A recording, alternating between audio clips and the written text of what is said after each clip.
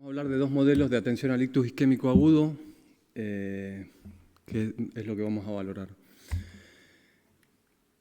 Para entrar un poco en materia, explicarles un poco cómo funcionamos nosotros. Nosotros funcionamos en red en estos 4 hospitales. El hospital grande es la Fundación Jiménez Díaz y tenemos 3 hospitales periféricos, que es el Hospital Rey Juan Carlos y el Hospital Infanta Elena, así como el Hospital General de Villalba.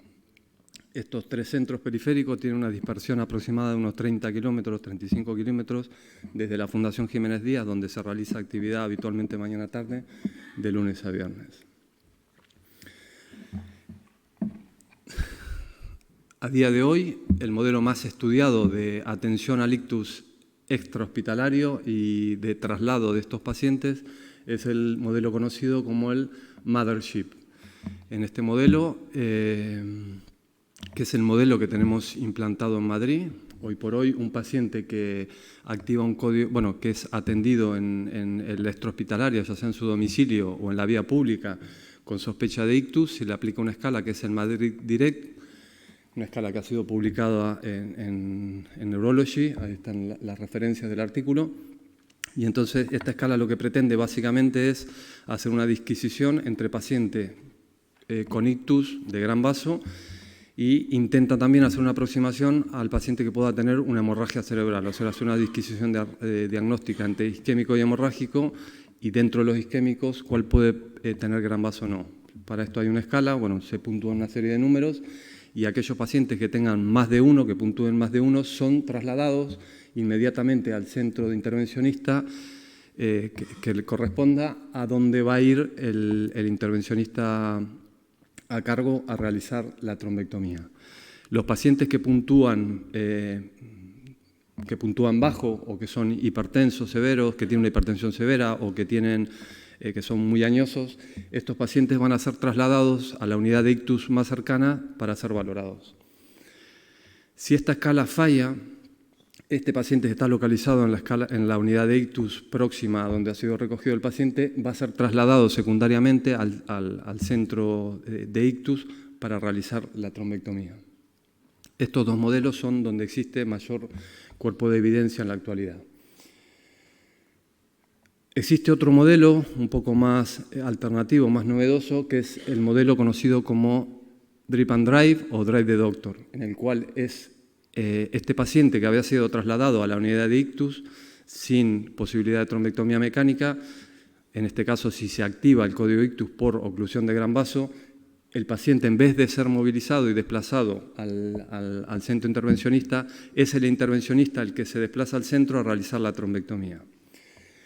Este modelo lo que pretende es minimizar los tiempos desde el comienzo del tratamiento, así como hasta finalizar el proceso que sería la extracción del trombo. Entonces, el objetivo de este trabajo es comparar los tiempos de atención en la fase aguda de pacientes con ictus isquémico por oclusión de gran vaso, atendidos mediante estos últimos 2 modelos en la Comunidad de Madrid. Este trabajo pasó el CEIC del Instituto de Investigación Sanitaria de la Fundación Jiménez Díaz. Se trata de un análisis retrospectivo que valora ictus isquémico por oclusión de gran vaso, demostrada mediante angiotac, en pacientes susceptibles por sus características de tratamiento endovascular. El ámbito del estudio es el servicio integrado de neurología de estos 3 hospitales, o sea, la Fundación Jiménez Díaz queda fuera porque es el ámbito donde habitualmente estamos. Entonces, por lo que explicaré ahora, los dejamos fuera porque sería sesgar un poco la muestra. Y lo que queremos comparar, la hipótesis nuestra, sería Drive the Doctor versus el Drip and Ship. ¿Cómo estábamos entonces? ¿Cómo funcionábamos? Cuando un paciente llegaba al Hospital Rey Juan Carlos con una oclusión de gran vaso, éramos nosotros los que nos desplazábamos a este hospital para realizar la trombectomía mecánica.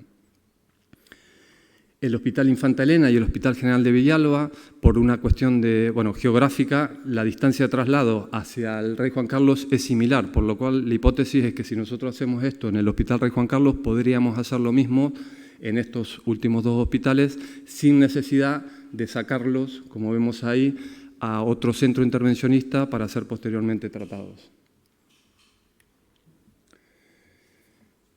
Bien, entonces para nosotros Drive the Doctor va a ser el Hospital Rey Juan Carlos y los pacientes que han salido del Infanta Elena y el General de Villalba van a ser el Drip and Ship.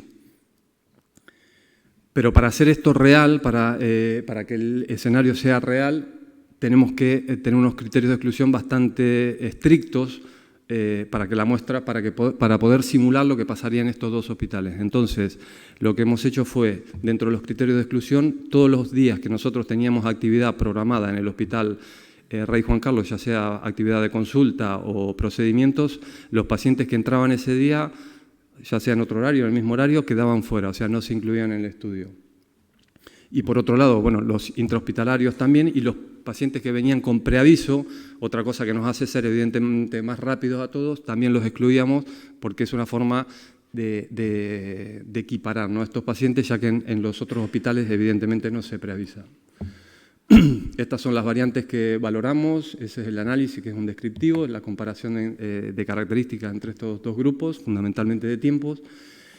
Y lo más importante es lo que decía, que son los criterios de exclusión, y yo creo que es, aunque es un estudio pequeño, con una N bastante pequeña, pero lo importante es que es un estudio riguroso y estos criterios de exclusión yo creo que lo hacen más grande el estudio, que son pacientes, lo que decíamos, quedan fuera los preavisos, quedan fuera los intrahospitalarios, los datos incompletos evidentemente, y pacientes que venían días que nosotros estábamos trabajando en ese hospital, ya sea un solo miembro del equipo, pero ese día quedaba fuera.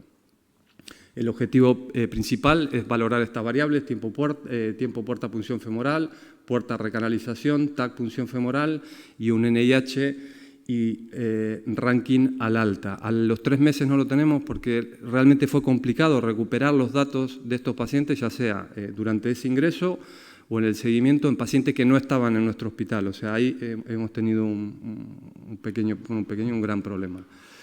Los resultados, como pueden ver arriba, Drive the Doctor, que seríamos nosotros, la N se quedó en 27, el grupo total de pacientes, que arrancamos con casi 70, se quedó en 38 y en el Drip and Ship se quedaron 11 pacientes. Los grupos son homogéneos en cuanto a edad, comorbilidad, pueden ver que las P no son significativas, quitando en enfermedad arterial periférica y cáncer, que aunque tenga una P significativa, los grupos, como pueden ver, un paciente en un lado, 3 en el otro, y cáncer pasa lo mismo, con lo cual con esa N es imposible sacar una conclusión.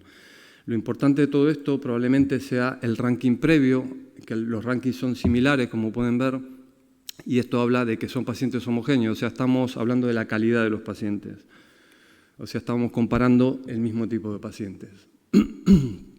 Con respecto a las características clínicas, de si es presenciado, si es despertar, si es de inicio incierto, así como el sitio de oclusión, vemos que no varían demasiado, las P son todas no significativas, y como pueden ver también el NIH es muy simétrico también, 11 en un grupo y un 3 y pico en el otro grupo. El ASPEC al inicio, un criterio también bastante importante, estamos valorando pacientes similares, ¿no? 8,9 versus 8,5. Los pacientes que habían recibido RTPA es un 41 versus un 64 y la muerte intrahospitalaria un 18 en los dos grupos. Estos son los criterios clínicos al alta valorados, ¿no? Se evalúa la escala del NIH y el ranking y como pueden ver, anecdóticamente, aunque esto ha sido corroborado con otros estudios que ahora comentaremos muy por arriba, no se ven cambios significativos al alta. Como pueden ver, 55 en el Drive the Doctor, 57 en el Drip and Ship, que no es significativo, eso para ranking menos de 2, más de 2, 45 y 42. Y el NIH pasa lo mismo, medidos por la media y por la mediana, más o menos quedan igual, 2,6, 3,5, muy poca diferencia real. Donde sí hemos visto diferencias, y las diferencias son importantes, están aquí, en los tiempos, que esto también, comentarles que ha pasado en la mayoría de estudios randomizados que se han realizado comparando estos dos tipos de modelos, los tiempos son muy similares, aunque la variable clínica probablemente porque la N no sea tan grande en los otros estudios, aunque sí mayor que la nuestra, y porque probablemente también son estudios no están diseñados para esto, así como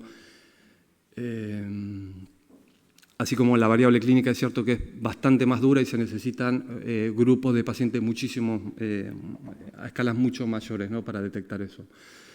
Bien, como pueden ver, desde la llegada a urgencias hasta la punción femoral nos ahorramos 105 minutos.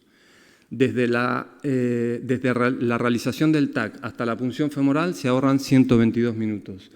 Y esta franja es muy importante porque esta franja, el estudio, por ejemplo, el estudio alemán también hace la misma mención y se refiere a esto. Es importante porque es la franja de pacientes que menos se alteraría con todo el proceso. Me explico. Un paciente que llega con un código ictus a un hospital secundario donde no están habituados a este tipo de manejos, habitualmente se marea más, por decirlo de alguna manera, ¿no?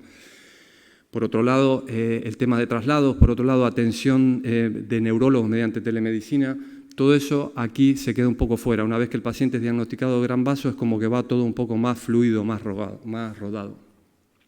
Y en el caso de llegada a urgencias hasta recanalización, 98 minutos es el tiempo que nos ahorramos. Este es el estudio del grupo de New York. Es un estudio que se realizó en 4 centros en Manhattan. El área de dispersión eran 32 kilómetros, se realizó entre el 1 de enero y el 31 de diciembre del 2016, bueno, del 15 al 16, metían 87 pacientes, 39 versus 47. Ellos no valoraban CT to groin, pero sí que valoraban estas dos escalas, estos dos tiempos, que era llegada y punción femoral, y llegada y recanalización, y si a la izquierda vemos nuestros datos, a la derecha los de ellos, vemos que los tiempos se mantienen muy parecidos, o sea, los tiempos son muy similares, 10 minutos arriba, 10 minutos abajo. Este es el grupo alemán, el estudio este es el NeuroSquad, probablemente el de mayor potencia estadística, es un prospectivo. En estos han metido 440 pacientes, hizo entre febrero y octubre del 2018, y ellos sí que valoran CT to groin, y en este caso, como pueden ver, bueno, no sé si aquí tengo para señalar. No.